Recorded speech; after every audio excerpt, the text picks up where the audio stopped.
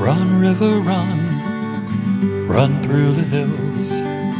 Run, river, run to the sea. Run, river, run to your place beneath the sun. Run, river, run over me. Hi, this is Jan Lewis. Welcome to be my guest today from Princeton. We have a brand new author. Her name is Ren Rosso. And she has written What Gives You Away. Welcome, Ren. I was just telling her it's a beautiful name, Ren. Where did that come from? Honestly, it's short for Karen. Oh, okay, short for Karen. That makes sense. Just because I thought Karen identifies me incorrectly as racist and correctly as middle-aged. Yeah. But I do really like it. And there's, and I Googled it ahead of time to make sure there weren't 30 other Ren Rossos, and there aren't, and I like it. Yeah, it's anyway, beautiful cover. What Gives You Away? Name of your first novel. Who did the cover? Casey, it's in here. I think she's in here. It was a thank you to her. Yes. Casey. Where did I see that? Sorry. That's okay. We're looking up Casey, whoever you are. You did a beautiful job on this. Yeah, Casey Gerber. And it's funny because she's from the West Coast, and this looks. A lot of people think this is Elm Park in Worcester. Oh yeah. How did you hook up with someone out west? Something called Readsy will connect you with typesetters and artists and editors, and they typeset the book for free. And I knew that I should invest in the cover, and I'm really glad I did. There's almost every book out there now, published out there, has one of several common looks now. Yeah. One of which I really liked, where the image is blended into the font. I thought that's cool, but then I saw it 80 other times, on 80 other covers, and I'm really glad that hers is a little different from others. And you were smart. Did you self-publish this, or did you have? I self-published it. Yeah, that's a smart way to go. It's changing, so that's not quite as poo-pooed as it once was. It's really a great way. I tell the author, especially like the new ones, it's why would you want to wait a year, wondering if a publishing company is going to accept it, and then get turned down, when meanwhile the rest of us could be enjoying your book and you're already getting yourself out there. Yes, I did get some good feedback from publishers who said no, that I used. But So anyway, What Gives You Away? Tell us what this is about. One of my problems is I don't have like a little quick thing about it, but basically it's a middle-aged woman, sort of a middle-age crisis, who gets distracted by a young man at a university she works at, and deludes herself that her life would be much better following down the road with him. But the journey takes her, I would say, to some logical directions where at the end of the book she is much more grateful for what she does have and where she's at in life. I love the theme of this. She worked in a registrar's office at a university, and a student came in, and the rest is history. They must be 20 years apart at least, right? Mm-hmm. Yep. And just something she saw in him, and the stories weaves around the two of them. And it has a good ending, a happy ending, I think, don't you? Right? It's not a classic romance. No. It ends as well as it can. I agree, but it's not like the two lovers run off together and live happily ever after. It's more realistic than that, but I hope it's a satisfying end. Yeah, now this is your first one. What gave you the idea for this topic? For a while, really things happening in my life were weirder than fiction, so I thought I'd sort of expel that out of my system. And then, it sounds cliche, a lot of people say it, but the characters write the story, and you have to write the characters true to how you've created them. Yeah. And by the end I feel like it's a good life lesson for her. This came out in 2021 or 22? 21. It took honestly, from the time I first started writing, it took about 7 years. 7 years. Yes. I'm telling you, I would hand my friends my finished book. Yeah. And then realize, of course, it's not finished. And then I, work on it a few months and then print it up. It's still not finished. It took a long time and a lot of healthy criticism to understand. Your friends edited it a bit for you. Yes, I had an editor early on who was almost too kind, but did give me some help. And then, again, some rejections that were useful, some feedback from friends, and then my second editor. So, yeah, all criticism was helpful. Yeah, for you're, sure. you're lucky. Not a lot of authors have friends that they would trust with their book to edit it. It's a kind of a trust thing too. But you want to hear both sides, yeses and nos, and this type of thing, and maybe even somebody who's very, very intricate saying, well, maybe a comma here. Or, I've done a memoir for someone, but she was terrific, but she was very precise about where she wanted her commas because she didn't know how to do it. So that was a very important part of ghostwriting her memoir. Now, so this took about 7 years. What gives you away? What made you think of that title with the story? Well, it's funny because it's, I think, technically grammatically incorrect, which is not how you want to title a book, but I think it should properly be called That Which Gives You Away, which superficially is P is blushing in front of the young man every time they talk. And then more so her heart. She just follows her heart on this one, even if it doesn't make any sense and isn't a good idea. Yeah. But I also want it. It's ironic. It takes place in academia, but it's not for academics. It's for the general public. And I thought this is more how somebody would talk. What gives you away? Your blushing gives you away. Where have you been appearing? Where have you been doing some appearances and signings? Not many. Tatnick booksellers. They're very helpful. That's about it. I have to work on that. I know that So that's far. probably where I read about, I get the Tatnick newsletter. And they are terrific at getting the word out as to who is coming, because I get it on my email. Good. Did you sit up front, or did you go to the big room in the back? I went to the big room in the back because I wanted to be more of a question and answer type format. So people discussion. show up, really a good amount of people?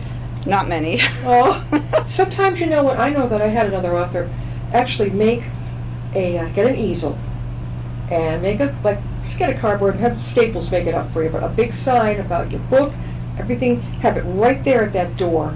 See, there's to get people to say, oh, and not go right by the room's door. Some people would like to sit up by the register, they probably gave you a choice of where you wanted to sit, right? They did have a little table up there, and so I put out some books. And Sure, yeah. So, yeah. I like what you did was great, going in the big room, because I've given presentations there. You feel like it's more personal, back and forth. Yep. I think that's really cool. They do, like I said, they do a great job getting the word out electronically in this, but you got to bring your own sign, a couple of signs, big ones to say, with an arrow. I had one with the arrow towards that big room, and it worked. Good. People, they're really not, maybe they don't know you're there yet, or they're coming in with the kids or something, and they're going to kind of maybe walk right by it and not realize with a nice big, not huge, but the kids at school, the poster board. Sure. Easy, Staple could make that up for you.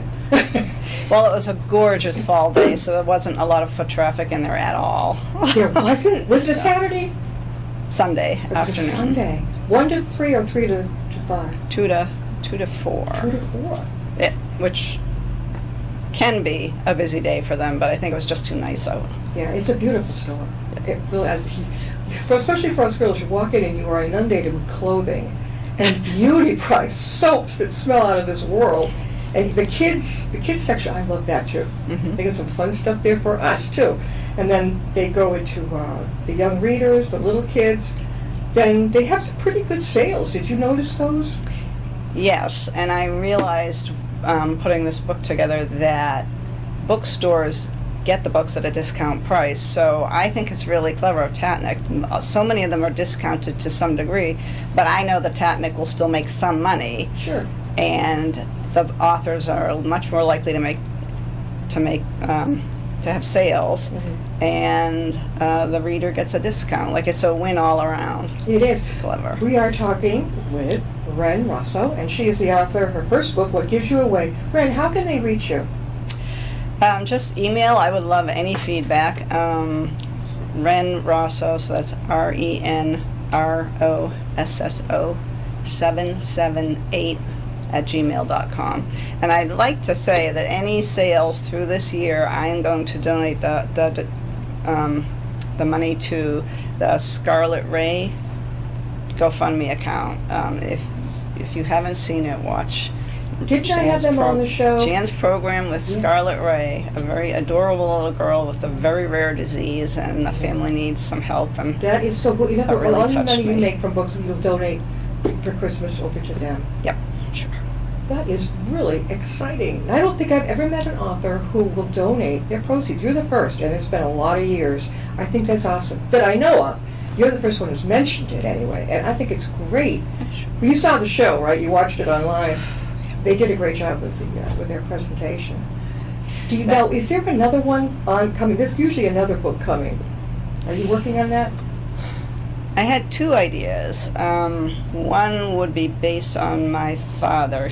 My parents didn't tell us anything about really their life growing up, and we didn't have any aunts or uncles telling us that kind of thing.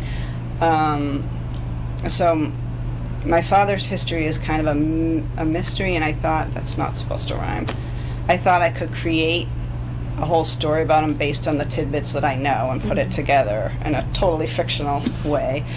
Another one is a long time ago when I was a kid, another child I knew had a sister who she said had a disease where if she ironed her hand, she would not feel it. And when you're like 6, this really sticks in your mind, and it has my whole life. And then I realized I've never heard of it since, and I've spent quite a bit of time in the medical field. And who was that? Your sister? The sister of a girl I was in grade school with. So she couldn't feel it when an iron? Right, and that actually is a condition. I don't remember the name of it. So people who do not feel pain. Wow. So I thought it would be very interesting to create a story starting with an adult who is like that, who has come to adulthood not able to feel pain, but they have a child and they realize early on that the child has the condition as well. Yeah.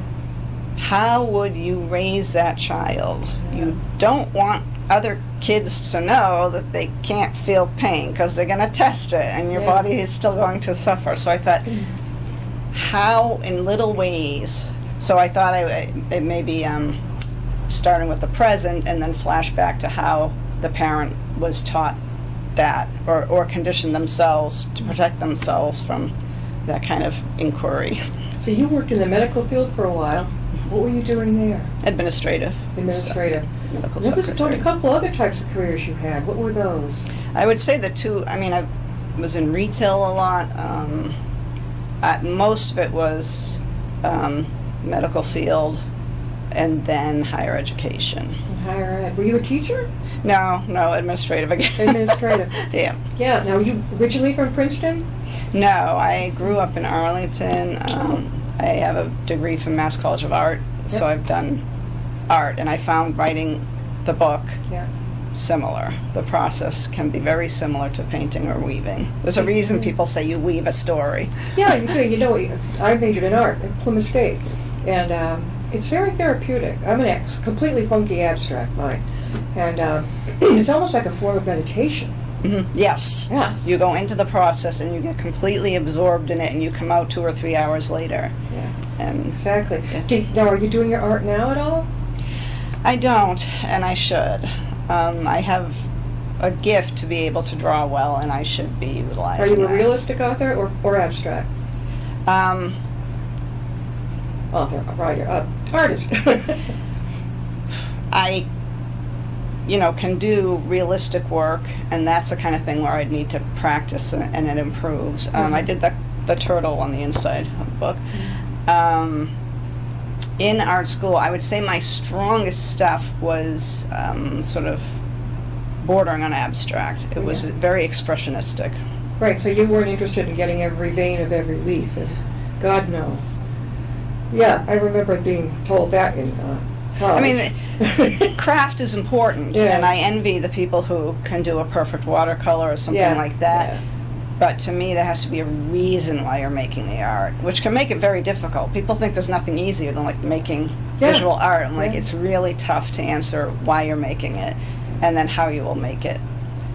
I know some artists who will learn entire processes to get their idea Yeah. out perfectly.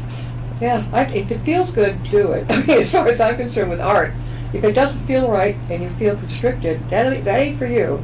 If it's something you feel right for. Right. Yeah. Yes, I am not of the school where you should do it well. If there's any sort of art form, dance, singing, painting, drawing, anything that you enjoy, do it. I agree too. Again, we're talking with Rosso, and she is the author of What Gives You Away.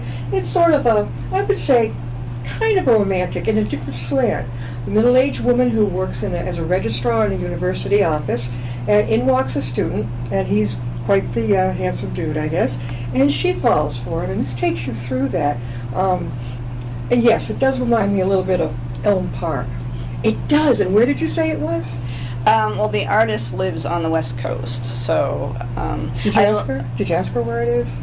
Well, I think she created it out of her own mind, and we talked a lot about the bridge, and I'm like, I don't want it to be high and look like someone's considering jumping. Yeah. I liked the concept of the bridge, which I think was actually hers, because the main character, Pia, has to choose which way to go. Yeah, So, definitely. I love the colors. That's obviously fall, right? yes, so I'm trying to push this much more in the fall. Red, how can they get a hold of you and get your book? You can absolutely support any area local independent bookseller. That if they don't have a copy, they can order it for you, but most of them have a copy. You can certainly reach me at Ren Rosso, so it's RENROSSO 778 in the numerals at gmail.com. And like we were saying in the beginning, the name Ren, when I heard about her, read about her, I thought that is an unusual name, and it's short for Karen. The very common in Catherine. the 60s Karen. In the 60s. Oh, you look much younger than Oh, the that. 80s. No. Oh my God! What does your family think about your book? Your relatives, your Well, that's been sort of my dilemma. Is almost every character is based on people I know. yeah. So I hesitate to get it out in my town, which is foolish because there's tons of poets and authors and artists, and I know them, and they would be happy to support me. And there's only one family member who's read it. So, yeah, as time goes by, I'm getting more comfortable with the idea of just letting people know about it. But it's just very awkward. Mm-hmm. Especially your own hometown now. Have you been at your Princeton library and your Arlington library? No. So, Oh yeah, people love a local author. To us, you're local too. That's why we have that dedicated local. Oh yeah, you're going to be leaving a copy of your book right down Sure. there for the library. Oh yeah, yes. You can here at Upton Library. You can come. Arlington is where my grandparents lived. Up on Arlington Heights. oh yes, that's where I was. Are you kidding me? But it's a big town. But Yeah, it was Kensington Park. It was up in Arlington. The Heights on the street was Kensington Park, and it was up high, and it was one of those older kind of estates with a brick and wood. It was it was beautiful. I hope they don't ever let it go. The people who bought it, but you don't know. You don't know what's going to happen to it. But I remember going to visit them in Arlington. To me, from Wilbraham, it seemed like I was going to New York. wow, yeah, that's far. Yeah, I was not a good traveler. When you said that, I'm like, oh, that's where my father and his sister grew up. I think they both graduated Arlington High School. Did you graduate from there too? I did. You didn't? And I did, and some relatives are raising their kids there, so I went to a high school graduation there a few years ago. It's funny. Yeah. Yeah. What is going to be the next one? Come on now, this is so good. You got to have another one coming. What do you think? What's it going to be about, or the title? I think this winter I should start working on the one about the people who can't, that condition where they don't feel pain. About the condition where they don't feel Yeah. pain. And that's something I kind of researched too, because somebody I admire who wrote Still Alice, she also, after 100 rejections from literary agents, self-published, and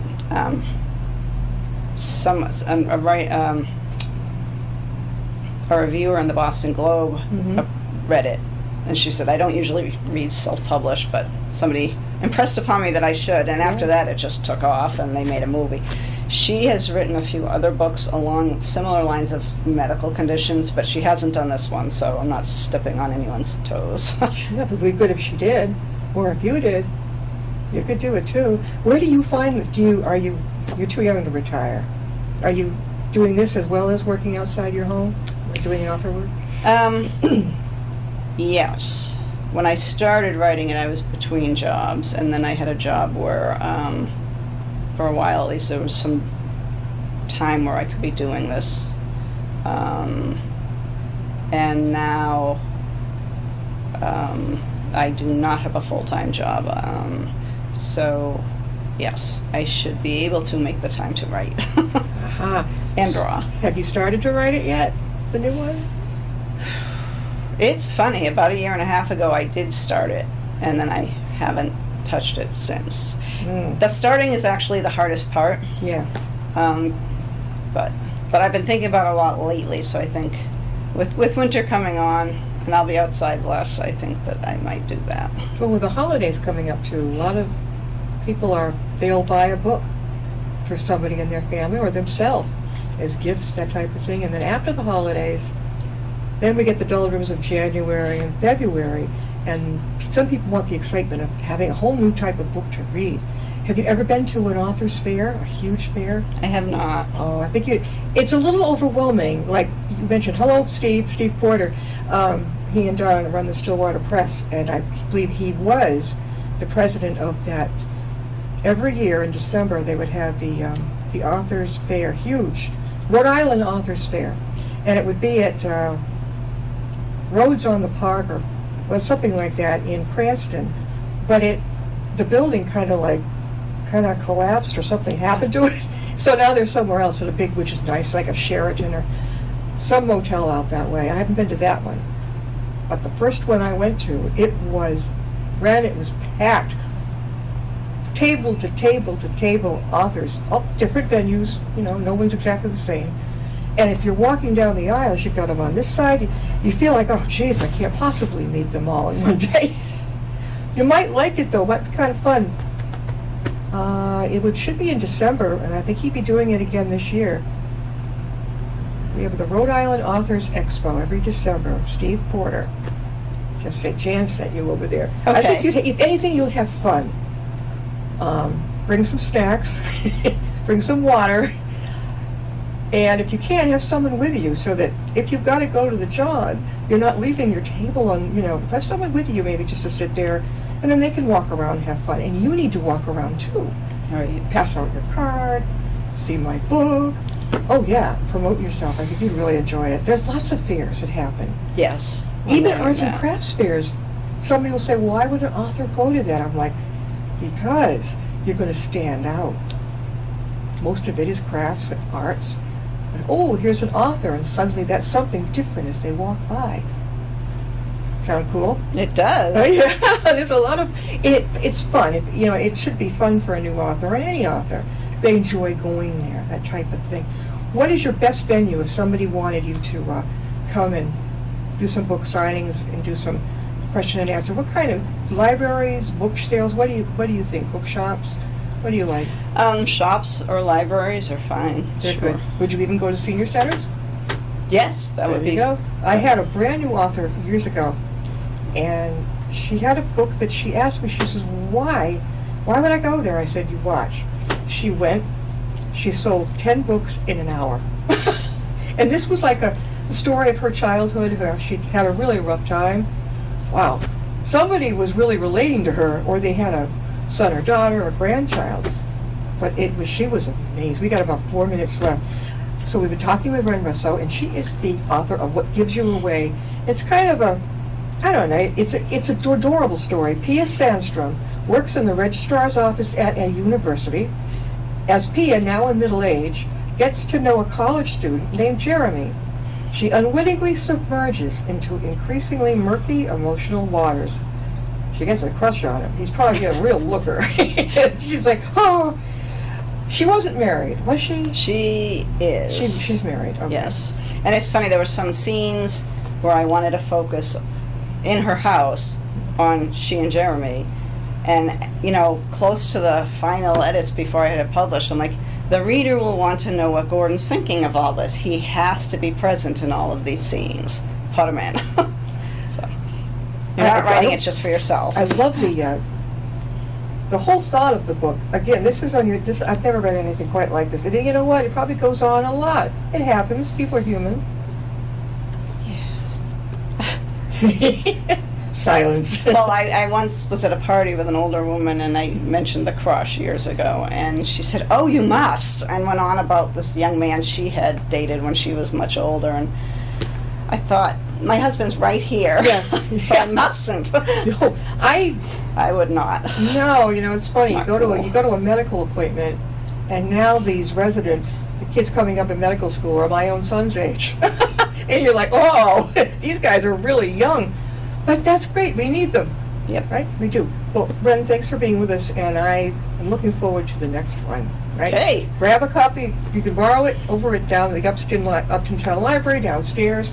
What Gives You Away. Thank you for being with us.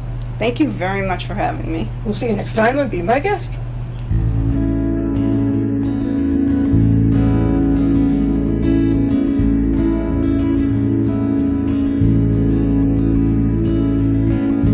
Riding on a shooting star, heading out toward a dream. Tomorrow's even closer than it seems.